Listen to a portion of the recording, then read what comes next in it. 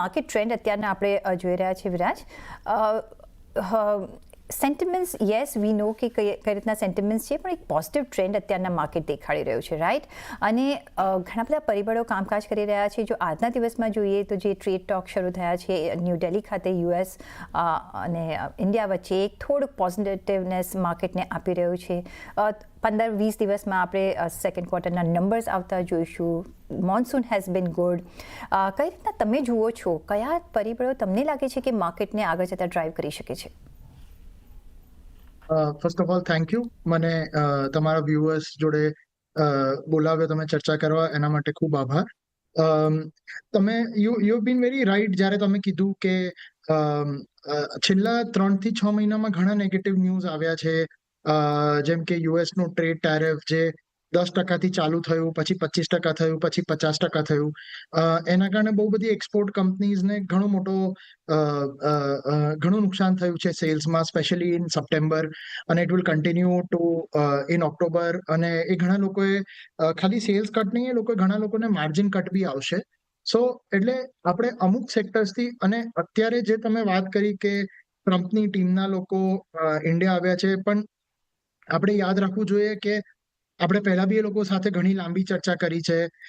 અત્યારે બી એ લોકોના જુનિયર લોકો આવ્યા છે ઇન્ડિયા. સો આ એક થોડું પોઝિટિવ ન્યૂઝ છે, પણ આપણે આમાં બહુ we should not give it. જ્યાં સુધી કોઈ વસ્તુ ફાઇનલ નથી થતી ત્યાં સુધી ફાઇનલ નથી થતી, અને આપણે એના અમુક ન્યૂઝ પર આપણે ઇન્વેસ્ટ કરવું ઇઝ નોટ વાઇઝેસ્ટ, ઇઝ આવર રેકમેન્ડેશન. આમાંથી કોઈ બહુ સ્ટ્રોંગ બિઝનેસ હોય અને એનું યુએસમાં થોડું ઓછું હોય, કે 5-10% એક્સપોઝર હોય અને એ વધારે પડી ગયો તો બી લેવાય. પણ આ જે સ્ટોક્સની તમે વાત કરી, યુએસમાં બહુ એમનું એક્સપોઝર છે, અને જો ટ્રેડ ટોક્સની વધારે ડીલે થશે તો અત્યારે બી અહીંયાથી બી વધારે તમે ડાઉનસાઇડ જોઈ શકો છો. એટલે આવા અમુક યુએસ રિલેટેડ સ્ટોક્સથી we will stay away. We will neither sell, we will neither buy, પણ we will not invest at this point.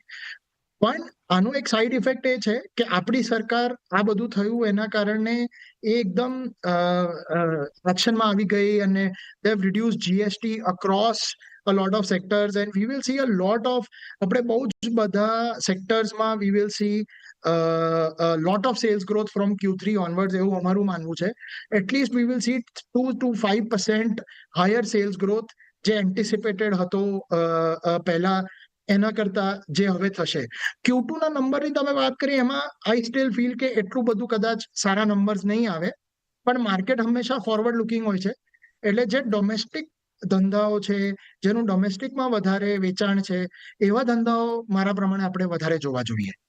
As you, Viraj, as you rightly said, but that's what I was going to come to.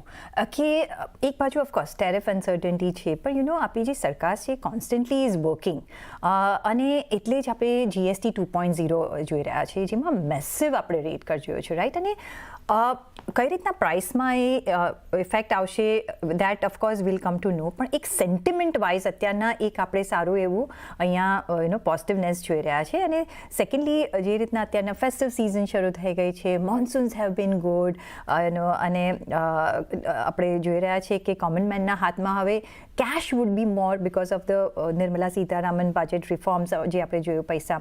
એટલે now we are hoping that spending will come to, અને which we are seeing કે parts and પીસીસમાં હજી જોઈ રહ્યા છે, ફૂલ ફ્લેશમાં નથી જોઈ રહ્યા. અને એટલે જ આપણે કન્ઝ્યુમર અને કન્ઝમ્પશન પરના સ્ટોક્સ પર આપણે ઘણો બધો ભાર આપીને આગળ ચાલી રહ્યા છે, because that wood move the cycle ahead. તમે કઈ રીતના આ પરિબળોને ધ્યાનમાં રાખીને નિવેશ કરી રહ્યા છો, અને ક્યાં નિવેશ કરી રહ્યા છો? તો again I would like to put a disclosure કે આપણે જે સ્ટોક્સની વાત કરીશું, અમે સેબી રજિસ્ટર્ડ એઆઈએફ છીએ, અને આપણે our fund is one of the largest holders of the company that I'm going to talk about. હવે તમે રાઇટલી કીધું કે સરકાર ખૂબ કામ કરી રહી છે to reduce the taxes on common main. એના પહેલા બી કેવું હતું કે આપણે રૂરલમાં વી વર સીઈંગ રિકવરી ટુ સમ એક્સટેન્ટ, વી વર સીઈંગ કે એગ્રોકેમ કંપની સારું કરી રહી છે. પણ આના પછી મને એવું લાગે છે કે અમુક સ્પેસિફિક સેક્ટર્સમાં ઘણી તેજી આવી શકે છે. જેમ કે આપણે અમારું firm we are invested in steel companies, steel manufacturing converter companies, પછી we are also invested in dairy companies. Dairy કંપનીને આ જીએસટીથી બહુ જ ફાયદો થશે, કારણ કે તમે જુઓ કે ચીઝ પર ટેક્સીસ કટ થઈ ગયા છે 12% 5%. બટર પર ટેક્સ કટ થઈ ગયો છે 5% 12% 5%. ઘી પર ટેક્સ કટ થઈ ગયો છે 5% 12% 5%. અને પનીર પર 5% 0%. હવે જે એ લોકોનું બાકી અનઓર્ગેનાઇઝ સેક્ટર જોડે જેટલું પ્રાઇસ ડિફરન્શિયલ હતું એ હવે ઘણું ઓછું થઈ જશે, અને we will see sum of these guys do very very well. એટલે આની અંદર we have a stock in which we are invested, અને એ લોકોનું વેલ્યુ એડેડ પ્રોડક્ટ 65% છે એ લોકોના ધંધાનું.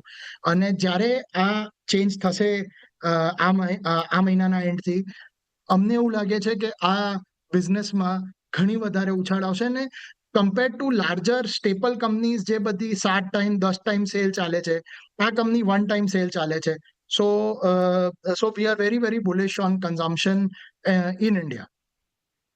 So basically you are saying કે તમે FMCGs પર વધારે ધ્યાન રાખશો because that is the basic necessity, અને જેમાં આપણે એક સારું અપમૂવ જોઈ શકીએ છીએ because of the festive season also. But બાકી તમે ઓટો હોય કે ત્યાં પણ એક સારો એવો ફરક પડશે, રાઈટ? ડિસ્ક્રિશનરી સ્પેન્ડિંગ પર જો તમારે નજર રાખવી હોય તો તમે કયા સેક્ટર્સ તમને ગમશે, કયા વર્ટિકલ્સમાં તમે નિવેશ કરી રહ્યા છો અત્યારના? સો આપણે ફર્સ્ટ એફએમસીજીની વાત કરી, એમાં ડેરી કંપનીમાં we are invested. I think ઓટોમાં બી બહુ જ સેલ્સ ઇમ્પ્રુવમેન્ટ આવશે. અત્યાર સુધી autos are not doing well, પણ તમે એ જોશો કે ઓક્ટોબરથી what we are hearing from ground, autos will start doing well. પણ ઓટો સ્ટોક્સમાં એ થોડું ધ્યાન રાખવું પડશે કે બહુ બધા ઓટો સ્ટોક્સ ઘણા વધી ગયા છે. So when we look at auto companies, માર્કેટે ઘણું આ બધું ચેન્જ ફેક્ટર ઇન કરી લીધું છે. એટલે મારા પ્રમાણે સીધા ઓટો સ્ટોક્સની જગ્યાએ some of the smaller auto ancillary companies may end up વધારે beneficial investments rather than direct auto stocks like a Bajaj auto or Eicher or some of these guys. જે અમુક એન્સિલરી પ્લેયર્સ હોય એમાં આઈ થિંક આપણે થોડું વધારે ઇન્વેસ્ટ કરવું જોઈએ, is what our view is. Absolutely, auto ancillaries પર આપણે એક વધારે ધ્યાન રાખી શકીએ છીએ.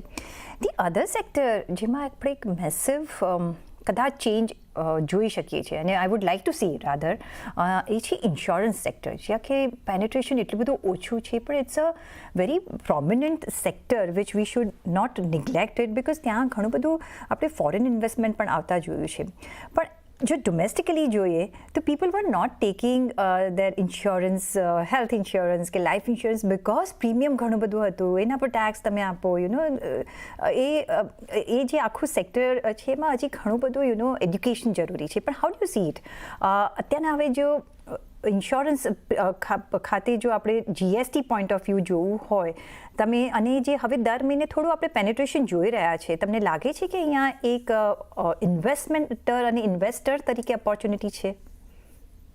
તો આપણે પૂરું જે ઇન્સ્યોરન્સમાં 18%નું જીએસટી ઝીરો થઈ ગયું છે, એ બધો બેનિફિટ કસ્ટમર્સને મળશે નહીં, કારણ કે જે ઇનપુટ ક્રેડિટ એન્ડ જીએસટી કંપનીઝને મળતો હતો એ મળતો બંધ થઈ જશે. So you would see some price increase on the basic premium costs, અને જીએસટી 18% બાદ મળશે, પણ આઈ થિંક 5-6% પ્રાઇસ ઇન્ક્રીઝ બી આવશે.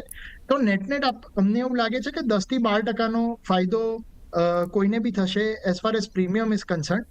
પણ એટલે અમને એવું નથી લાગતું કે આ પ્રીમિયમ ઓછું થશે તો આનું પેનિટ્રેશન અચાનકથી બહુ વધી જશે, કારણ કે આ જરૂરિયાતની વસ્તુ હતી, આ ડિસ્ક્રિશનરી વસ્તુ નહોતી, ધીસ વોઝ રિક્વાયર્ડ. અને આનું પ્રીમિયમ ઓછું થવાથી લોકો વધારે લેશે, we do not believe in that camp. એવું બની શકે કે ઓટોસ કદાચ વધારે લે, જલ્દી લે, મોંઘા લે, બીકોઝ પ્રાઇસ ઓછી થઈ ગઈ છે. But the same thing to happen in insurance companies we do not think. Rather as you said, તમે તમારા અર્લિયર ક્વેશ્ચનમાં પૂછ્યું કે consumer durables will can it do better. 100%. આ આખી industry was working with single digit EBITDA margins છેલ્લા 2 વર્ષથી, કારણ કે the competition was very intense.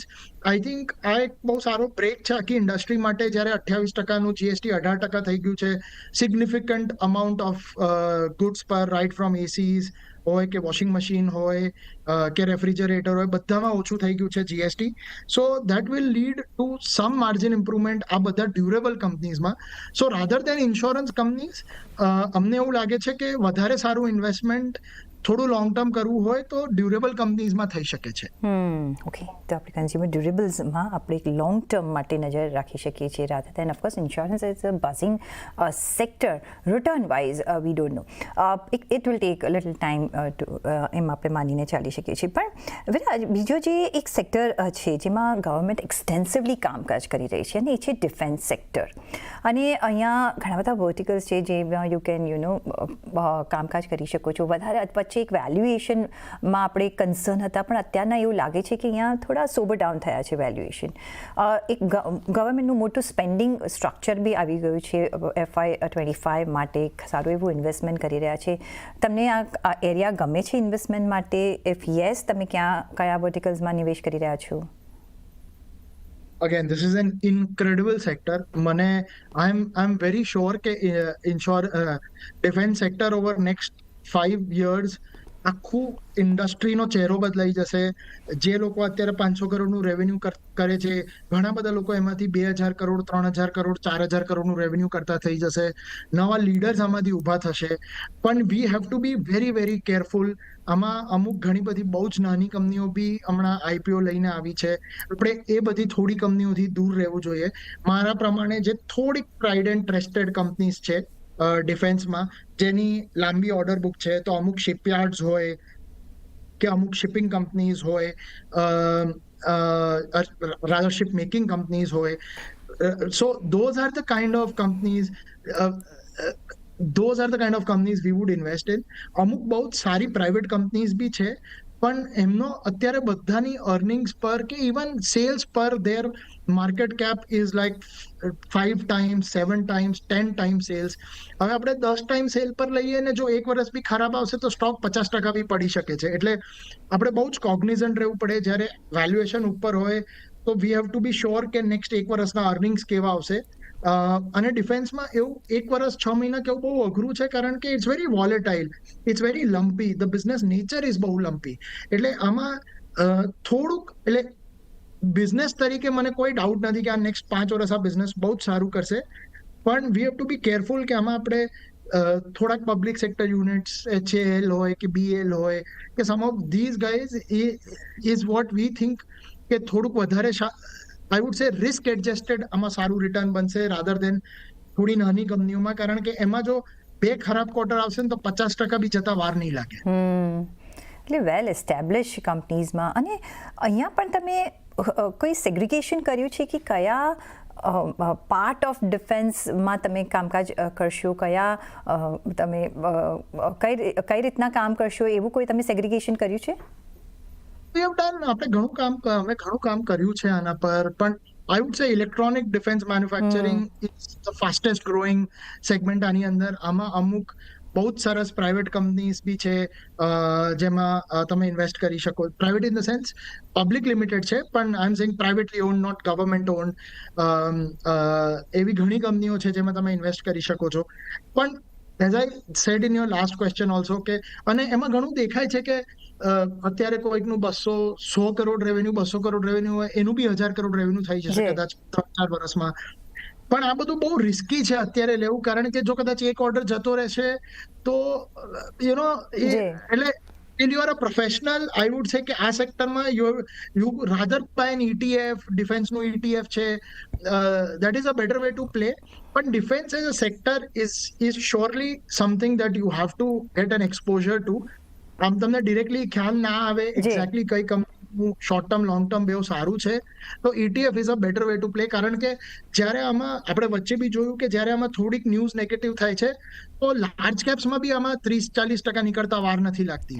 અને મિડ કેપ ડિફેન્સ, તમે કહેવા માંગો છો કે defence as a sector you should be in it, પણ જો તમને સમજ ન હોય તો મે બી આ ETF દ્વારા તમે રોકાણ કરી શકો છો. કારણ કે આપણે ડિફેન્સમાં એ પણ યાદ રાખવાનું છે કે જેસ્ટેશન પીરિયડ ઘણો મોટો હોય છે, એટલે લોંગ ટર્મ માટે તમારે અહીંયા રોકાણ કરવાનું સલાહ અમે આપતા રહ્યા છે.